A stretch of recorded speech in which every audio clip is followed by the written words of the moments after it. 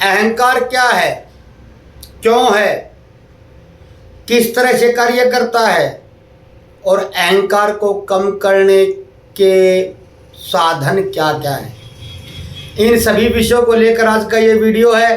जय भोलेनाथ, जय जगन्नाथ। बहुत अच्छा लिख कर रख रखा है, लेकिन उससे पहले दो बातें और बताऊं। अहंकार क्या है? अहंकार हमारे अंदर, ये समाज, हमारे घर वाले यही पैदा करते हैं कि तेरे को बड़ा होकर ये कर देना है, ये बन जाना है, ये युद्ध जीत लेना है, अपनी छाप छोड़ जानी है, ऐसा लिख जाना है कि इतिहास तेरे को याद करे। फिर आदमी के मन में आती कि कुछ करके दिखा दूंगा, कुछ ये कर दूंगा, बस अवसर नहीं मिला है, अवसर की इंतजार में हूँ, अवसर मिलते ही मैं पता नहीं क्या कर दूंगा। जिसने किया है वो इस अहंकार में है कि मैंने ये कर दिया है, और जिसने नहीं किया है वो अवसर की तलाश में है कि मिलते ही मैंने ये कर देना है। दोनों बातें मिथ्या हैं। आदमी कभी कुछ यहाँ पर कर नहीं पाया। जिनका इतिहास में नाम है, उस नाम से उस व्यक्ति को कोई लाभ नहीं है। कोई भी आप नाम ढूंढ ले, यथा सिकंदर का ढूंढ लें, आज सिकंदर की गाथाएं गाई जा रही, से सिकंदर को क्या लाभ है? कोई लाभ नहीं है। मेरी बातें ज़्यादा गूढ़ हैं। यदि आप इतनी गूढ़ बातें हजम नहीं कर सकते हैं तो अपनी रात की रखी बासी खिचड़ी खाइए बाजरे वाली, और उसको हजम कीजिए, और बासी दलिया खाइए, उसी को हजम कीजिए, वीडियो को छोड़ जाइए। अहंकार को मनुष्य के सबसे बड़े भ्रमों में से एक बताया गया है।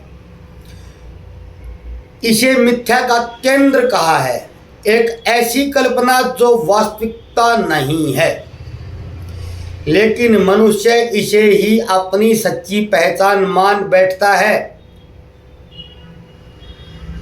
ये ही आत्मज्ञान और शांति के मार्ग में सबसे बड़ी बाधा है। लिखा यूं है क्योंकि इससे हिंदी की पकड़ मजबूत होती है। बिना लिखे बोलता हूं तो हरियाणवी का पुट आता ही है, क्योंकि मेरी मातृभाषा है, मुझे बड़ी प्रिय है, तो बोलते बोलते हरियाणवी में ही प्रारंभ हो जाता हूँ। बहुत से शब्द निकल जाते हैं, इसलिए लिख लिया है, लिखा मैंने ही है। एक मिथ्या केंद्र है अहंकार। अहंकार तुम्हारा अपना नहीं है। यह दूसरों की दी गई धारणाओं, दूसरों की बनाई गई धारणाओं, उनके दिए गए नामों, उनकी स्वीकृतियों, उनकी अस्वीकृतियों से निर्मित एक झूठा केंद्र है। जब कोई तुम्हें कहता है कि तुम बड़े बुद्धिमान हो और तुम इसे स्वीकार कर लेते हो, तो यह अहंकार को पुष्ट करता है। जब कोई तुम्हें मूर्ख कहता है तो तुम दुखी हो जाते हो, तो यह अहंकार ही है जो चोटिल होता है। जो पुष्ट हो रहा है वह भी अहंकार ही है, और जो चोटिल और घायल हो रहा है वह भी आपका अहंकार ही है। लेकिन वास्तव में तुम का अर्थ है आपसे या मेरे से, समस्त सुनने वालों से या मनुष्यों से। वास्तव में तुम न बुद्धिमान हो न मूर्ख हो, तुम केवल तुम हो। जो बुद्धिमानता और मूर्खता है वो गढ़ी गई धारणा है, गढ़ा गया मिथक है। जब एक छोटा बच्चा पैदा होता तो न वह बिना नाम, बिना पहचान, बिना छवि के आता भी है, उस सर्वाइव भी करता है। काफ़ी समय तक उसको नहीं पता होता कि वह कौन है। वह रोता भी है, हंसता भी है, खेलता भी है। उसके पास मैं की कोई अवधारणा नहीं होती है। लेकिन धीरे धीरे उसको बताया जाता है कि तुम फला जाति से हो, तुम बहुत अच्छे हो, तुम बहुत बुरे हो, तुम सुंदर हो, तुम बेवकूफ़ हो। इन सब धारणाओं को समेटते समेटते वह अपने बारे में एक छद्म छवि का निर्माण कर लेता है, और इसे ही अहंकार कहते हैं। अहंकार का स्वभाव नितांत अस्थिरता को लिए हुए है। अहंकार का कोई ठोस आधार नहीं होता है, इसलिए यह हमेशा असुरक्षित रहता है।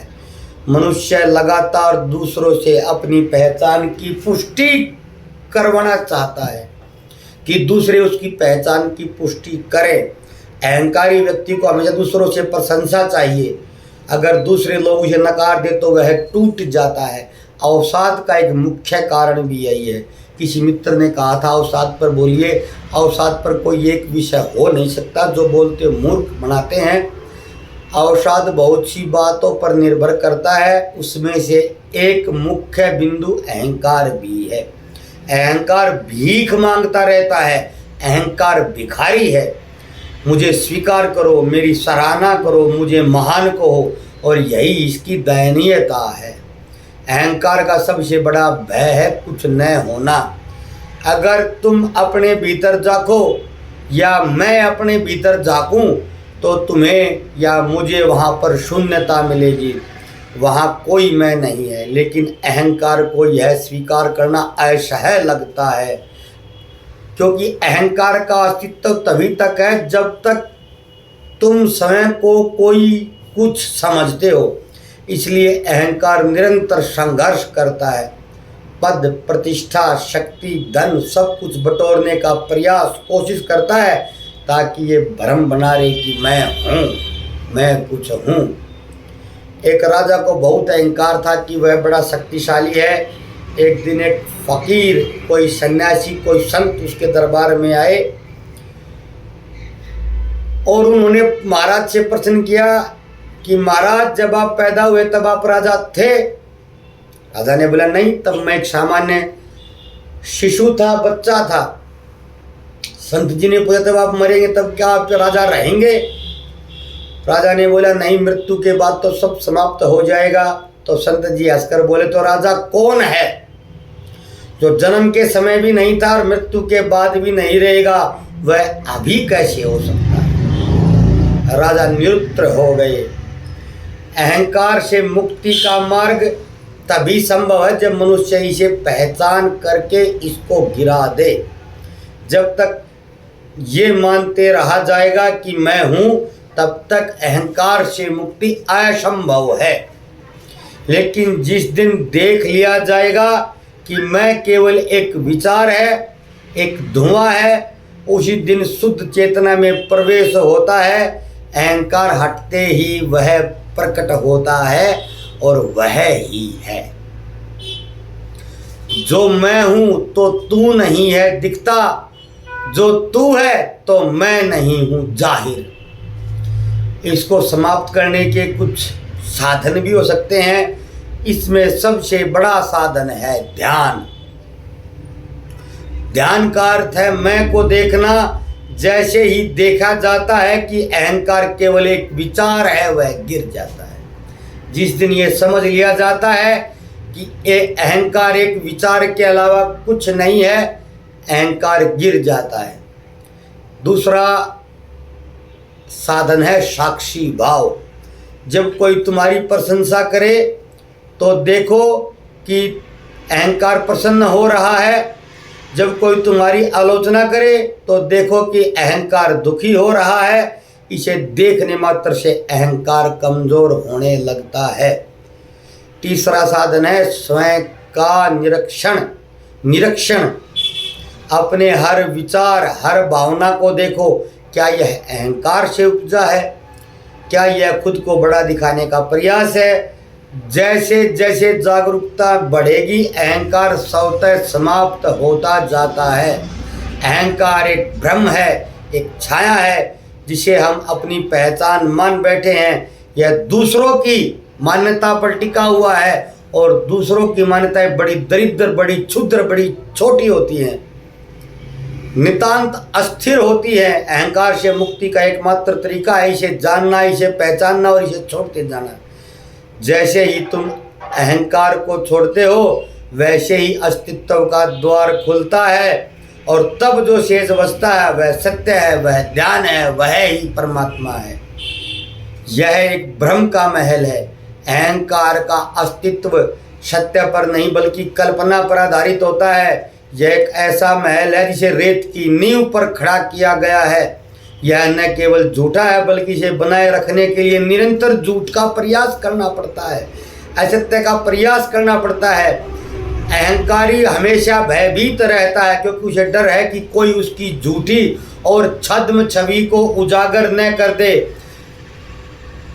लिखे हुए से हटकर बोल रहा हूँ। बहुत से मेरे मित्र ऐसा बोलते हैं कि मेरे खिलाफ कोई कमेंट न करना, टिप्पणी न करना।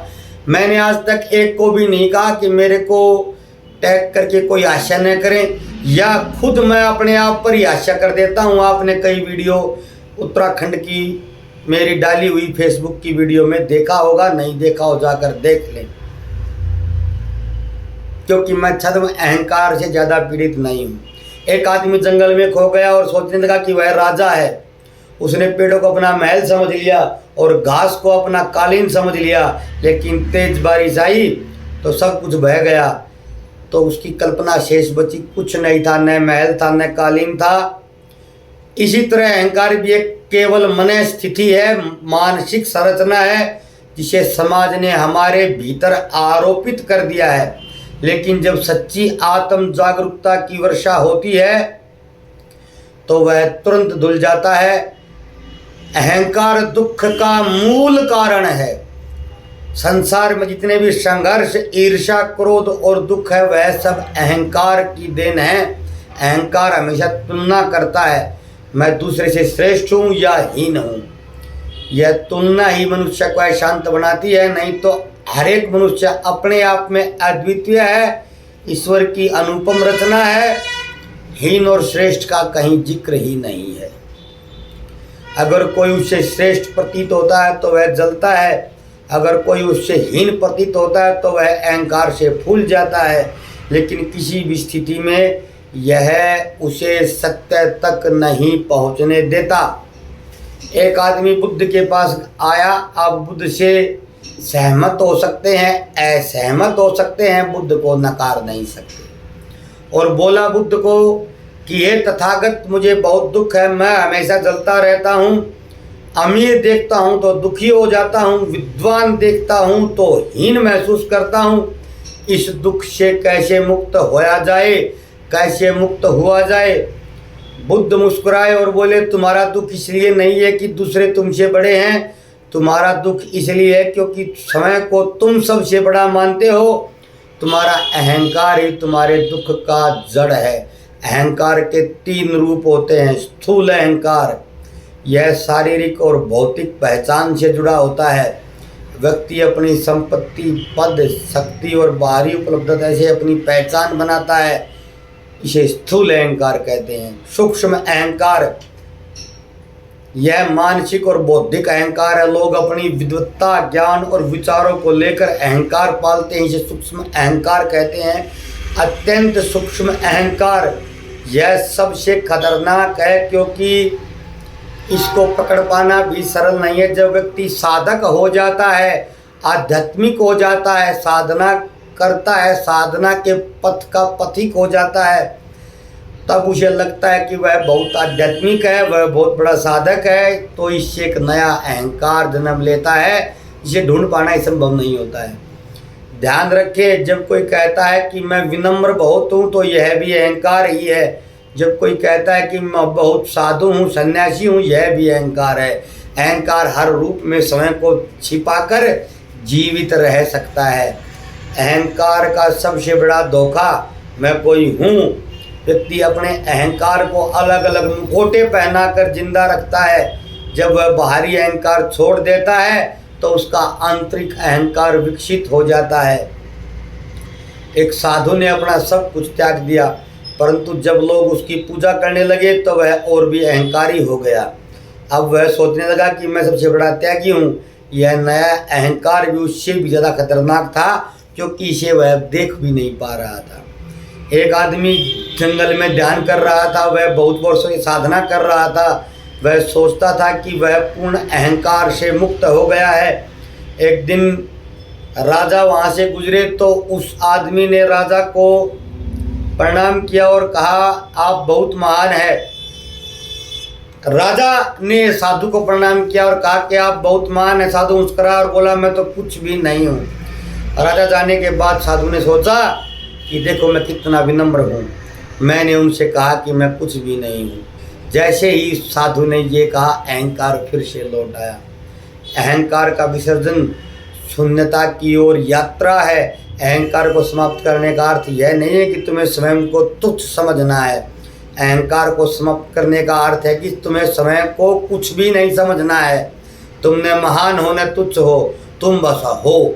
जैसे हवा है, आकाश है, जल है, अग्नि है, प्रकृति है, बस है न तुच्छ है न महान है।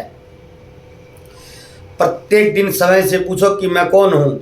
जब यह प्रश्न समय से पूछते हैं तो देखो कि उत्तर तुम्हारे भीतर से नहीं आता है, बल्कि जो समाज ने तुम्हें बाहर से दिया है, यह नाम, धर्म, जाति, राष्ट्र, पद सब बाहर से दिया गया है, यही उत्तर होता है।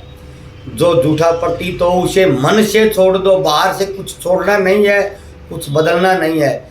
ध्यान में जाइए, अपने भीतर देखिए क्या वास्तव में कोई मैं है या ये केवल विचारों का झुंड है। साक्षी बनो।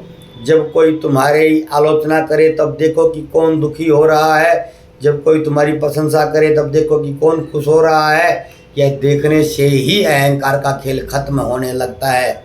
अहंकार की अंतिम मृत्यु का नाम समाधि है। पुनः सुनिए, अहंकार की अंतिम मृत्यु का नाम, अहंकार की पूर्ण मृत्यु का नाम समाधि है। जब एकदम शून्य हुआ जाता है, जब कोई मैं नहीं बचता है, तब समाधि घटती है, समाधि घटित होने लगती है। तब अस्तित्व और तुम्हारे बीच में कोई दीवार शेष नहीं रहती। तब जो बचता है वही सत्य है, वही सिद्धत्व है, वही बुद्धत्व है, वही साध्य है, वही साधक है, वही मुक्ति है। जब तक स्वयं को किसी रूप में देखा जाता है तब तक बंधन बना रहता है। जब स्वयं को देखने लगते हैं कि कोई नहीं है, कोई पहचान नहीं है, तभी मुक्त होने लगते हैं। मुक्त हुआ जाता है। अहंकार की मृत्यु ही वास्तव में जन्म है और अहंकार की मृत्यु ही वास्तविकता की मुक्ति है।